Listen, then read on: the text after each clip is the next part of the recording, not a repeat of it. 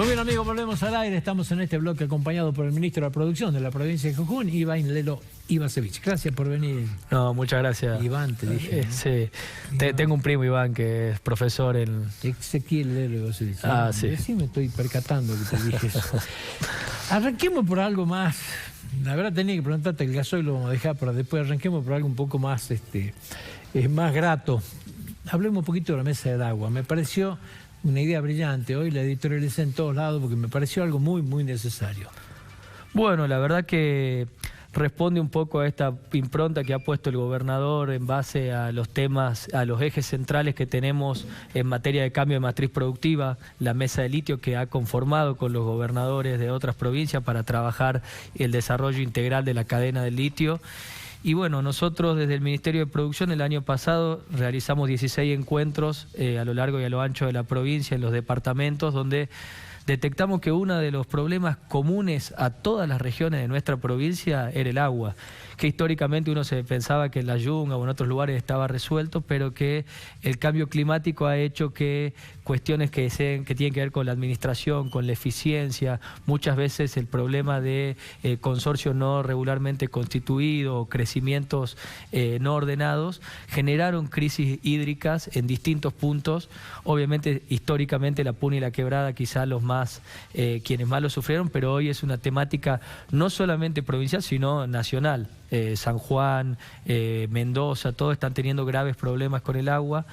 Y creímos que hacer una mesa interdisciplinaria, horizontal de trabajo, esto no es que se lidera por un sector, sino que hemos convocado a la UNJU, hemos convocado al INTA, hemos convocado obviamente a la Cámara del Tabaco, a la sociedad rural, a la Unión Industrial también, porque muchas veces se habla del agua de la producción, pero pocas veces se habla del agua industrial, del agua virtual. La minería. La minería, hemos convocado al CEGEMAR, también una institución con mucha información, como primera medida, porque creo que todos estos esfuerzos atomizados tienen que concentrarse en una mesa, compartir los sistemas de información para que obviamente las decisiones que se tomen hacia futuro sean lo más eficientes posibles en términos de aplicación de recursos públicos, en términos de créditos blandos para el sector privado.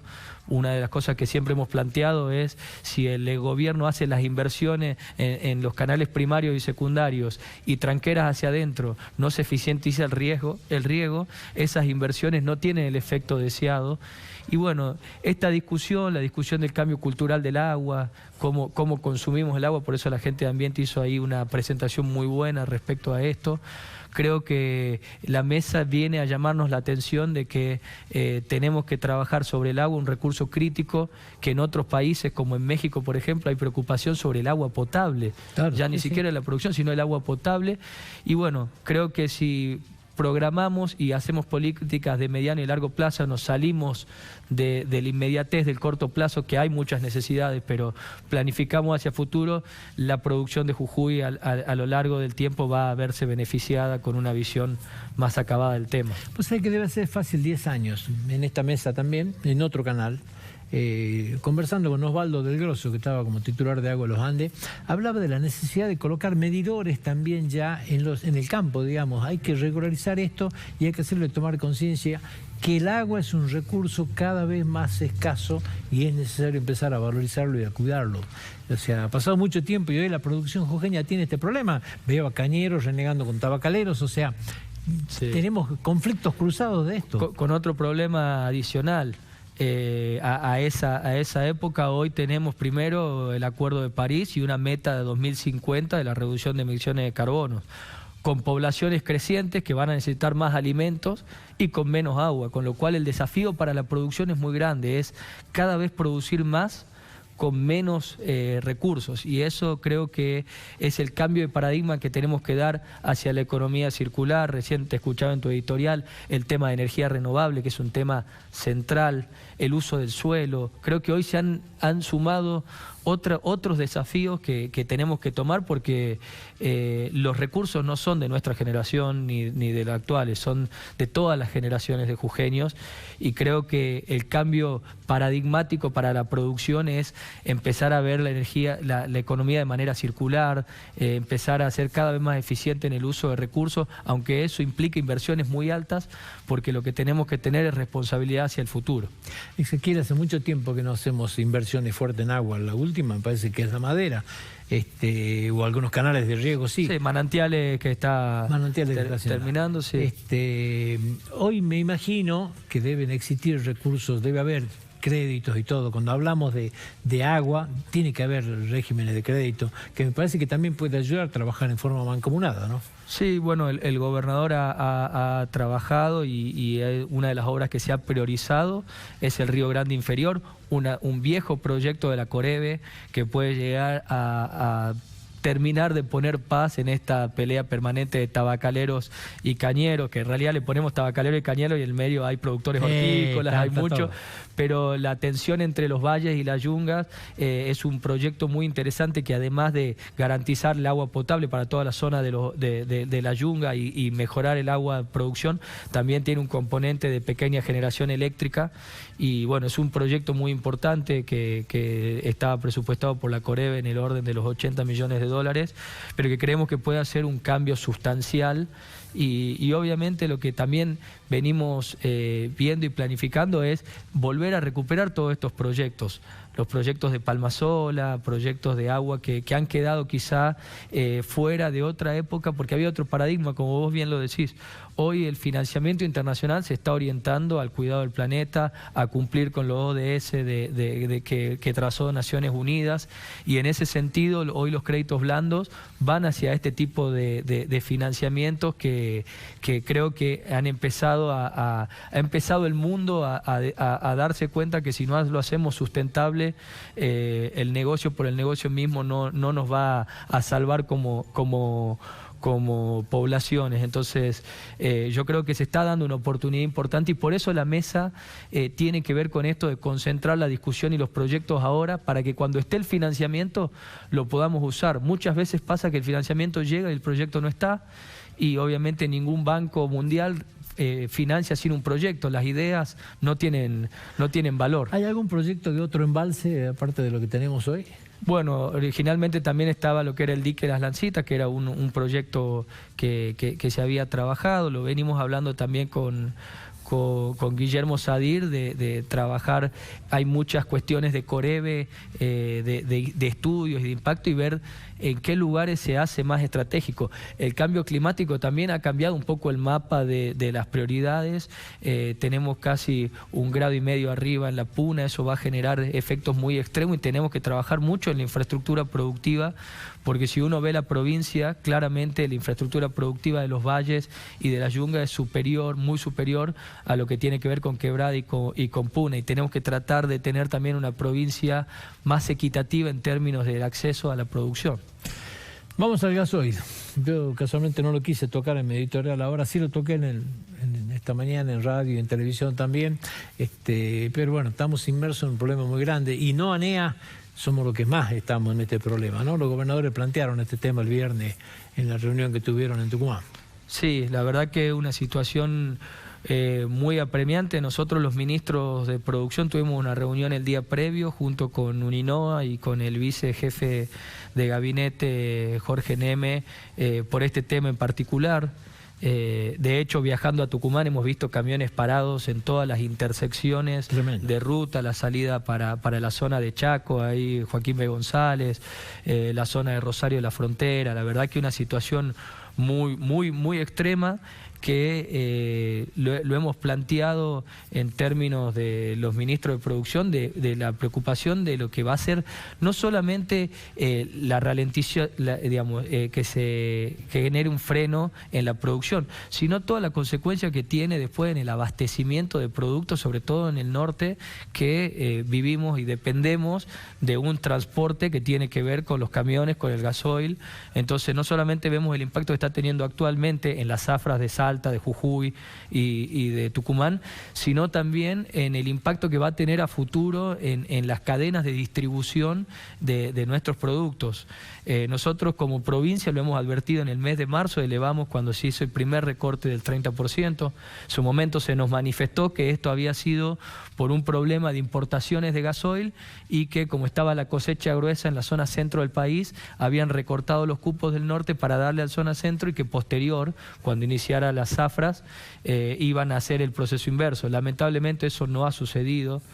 Se han filtrado videos de WhatsApp donde cruzan camiones de Bolivia a cargar en Ensenada y yo digo, a ver, cuando se habla de carne se cierran las exportaciones y se dice que se tiene que garantizar el mercado interno. Ahora, cuando se habla de gasoil, se mantiene la exportación a otros países mientras estamos teniendo déficit. Y si uno ve el cuadro que se publicó hoy del mapa de la Argentina, todas las provincias de frontera vamos a tener el problema, porque tenemos el gasoil más barato de la región.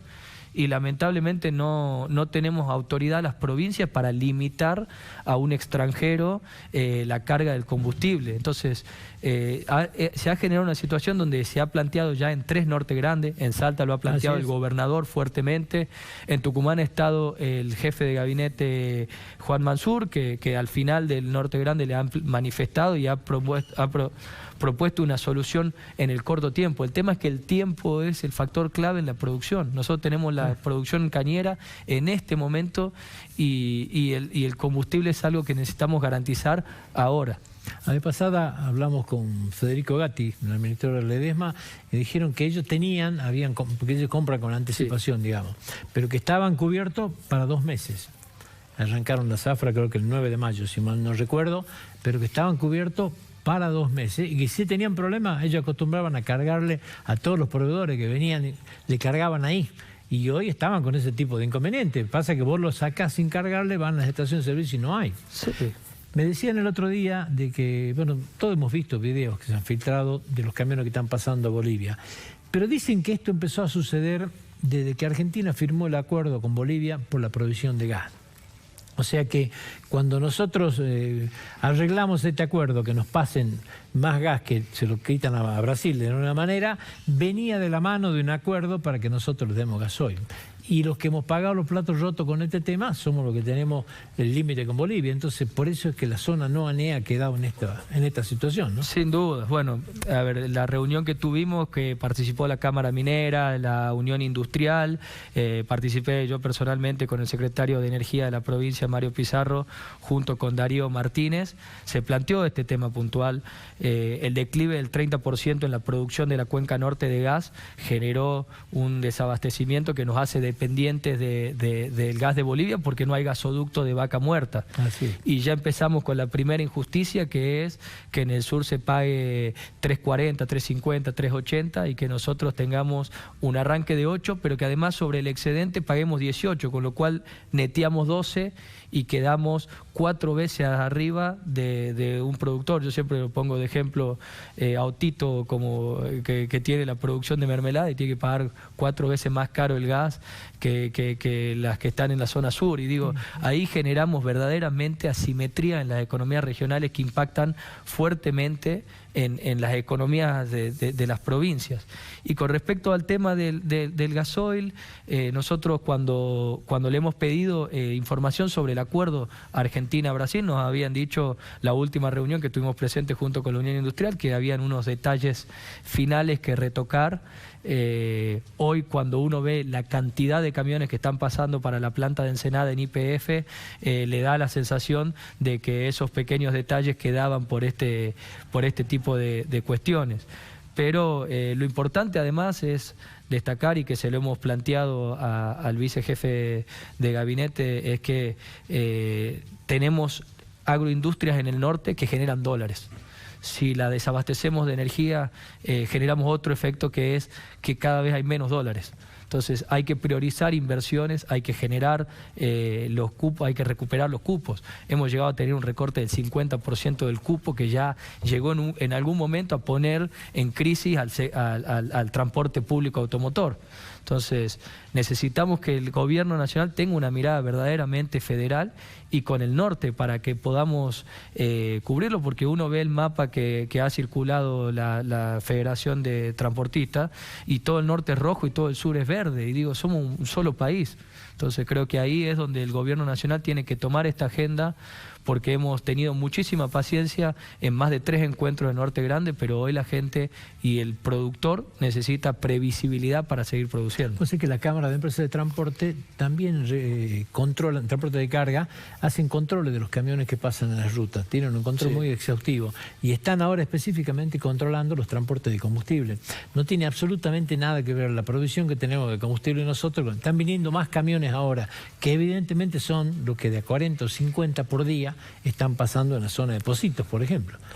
Claro. O sea, hay un control hecho sobre esto. Nosotros lo vimos en febrero de este año, ya estaba sucediendo eso cuando tuvimos que ir al Norte Grande en Puerto Iguazú, que tuvieron, no podían cargar combustible los locales por la cantidad de brasileros. Era increíble la cola que había, sí me acuerdo de las imágenes. El problema macroeconómico que genera tener estos precios tan distorsionados, genera esto. Tenemos el gasoil más barato de la región, los países vecinos van a venir a cargar aquí.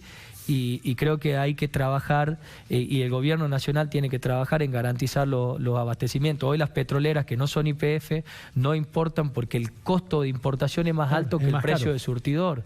Y hoy tenemos un precio mayorista que tiene un precio más alto que el precio minorista. Entonces, ese desequilibrio que hay en el mercado de combustibles tiene que resolverlo rápidamente el gobierno, porque ese es el principio de la solución.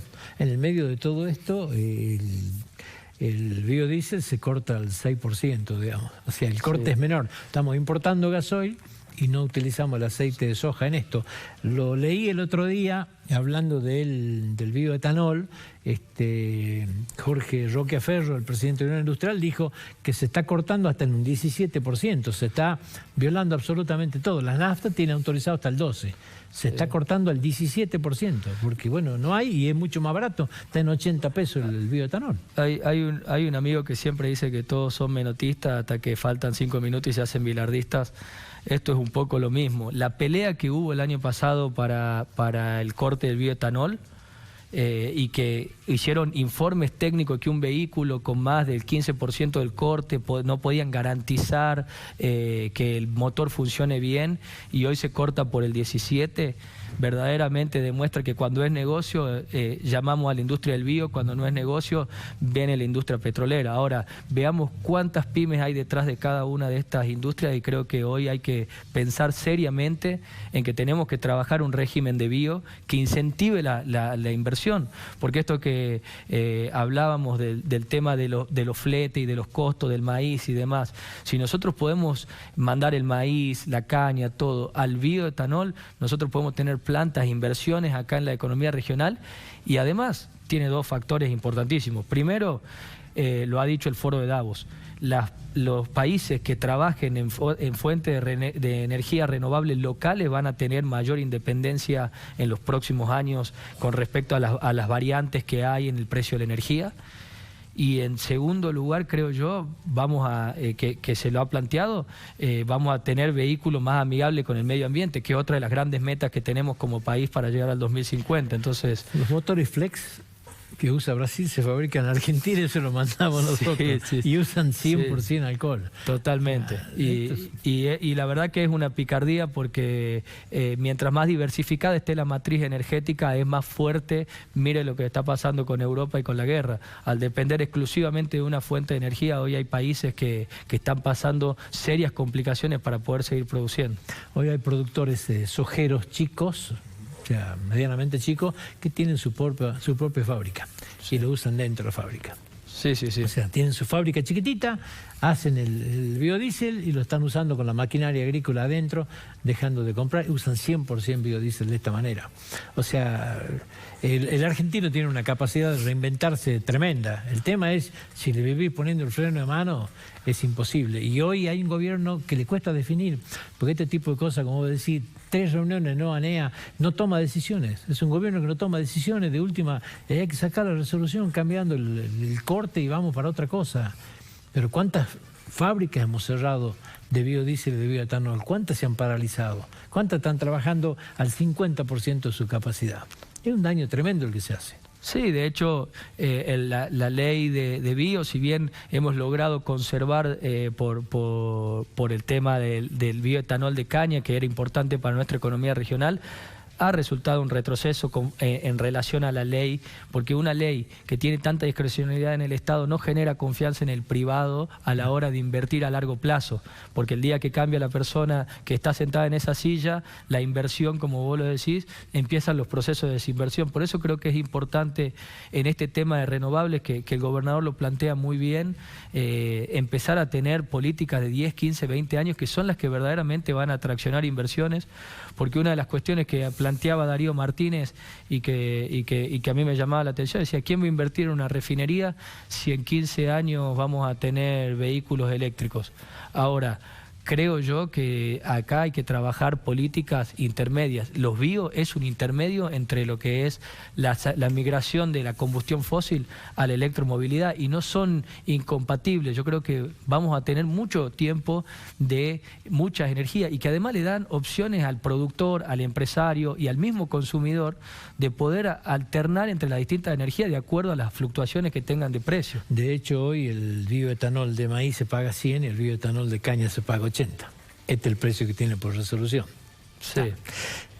Cortito, lo último, te cambio un poquitito. Hoy estás participando a las 5 de la tarde, creo, de un programa de inserción laboral dentro de la industria del software. Contame de qué se trata esto. Bueno, eso a partir de la adhesión de la provincia de Jujuy a la Ley de Economía del Conocimiento, creamos una dirección específica dentro del Ministerio que es de Economía del Conocimiento y ahí hemos desarrollado este programa que básicamente lo que tiene es una modalidad que se está dando mucho en el mundo, lo ha hecho Mercado Libre y Globan también, que tiene que ver con capacitación de programadores para la inserción rápida en la industria del software. Hoy hay 7.000 puestos de programadores que no se cubren en el país y además de eso, hace muy poco también se publicó la depredación que hay entre empresas, las grandes de Argentina con las chicas de Argentina y las grandes de Argentina con las empresas extranjeras en la movilidad que hay con programadores. Entonces hay una gran oferta ahí de empleo que hoy está, que tiene buenos salarios y que le permite una rápida inserción a los jóvenes, no tener que hacer carreras quizá tan largas para poder encontrar un trabajo que le permita tener un sueldo digno y en ese sentido hemos trabajado junto con la Facultad de Ingeniería y la empresa Incluit, que ha tomado el compromiso de tomar a 10 perfiles de los que vamos a tener en este programa para ir incorporándolos y aquellos que no sean tomados por esta empresa están formados full stack para poder incorporarse a otra. Después de que hicimos este lanzamiento, muchas empresas locales me han pedido también replicar este esquema y lo vamos a hacer porque entendemos que ahí hay una gran oportunidad de generación de empleo y Jujuy tiene mucho talento. Nosotros en la provincia tenemos muchas empresas en economía del conocimiento, algunas asociadas con Samsung, otras con Mercado Libre, otros desarrollos muy interesantes también en programación. Y creemos que potenciar esta cadena es importante para la provincia porque además es una cadena, la de la industria del software, que siempre termina mejorando y modernizando otros sectores más tradicionales de la economía. Entonces apostamos muy fuerte a este programa, es el inicio, tuvimos de distintos puntos de la provincia, eso la verdad nos sorprendió desde la Quebrada, la Puna, del Ramal y bueno, vamos a mantener este programa porque creemos que va a tener mucha salida laboral para quienes participen. Excelente, muchas gracias por venir. No, muchísimas gracias por la invitación. Nosotros nos despedimos, Dios mediante, hasta el próximo martes. Ya sabe, este programa usted lo puede volver a ver mañana miércoles a las 21 horas en la frecuencia 4 de Canal 4. Muy buenas tardes para todos.